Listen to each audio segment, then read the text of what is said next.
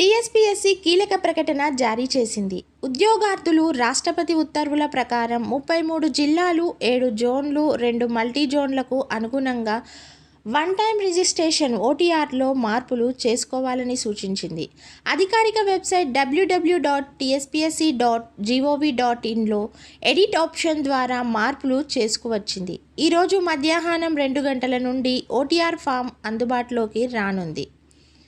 ఫామ్లో స్థానికతతో పాటు విద్యార్హతలు నమోదు చేయాల్సి ఉంటుంది.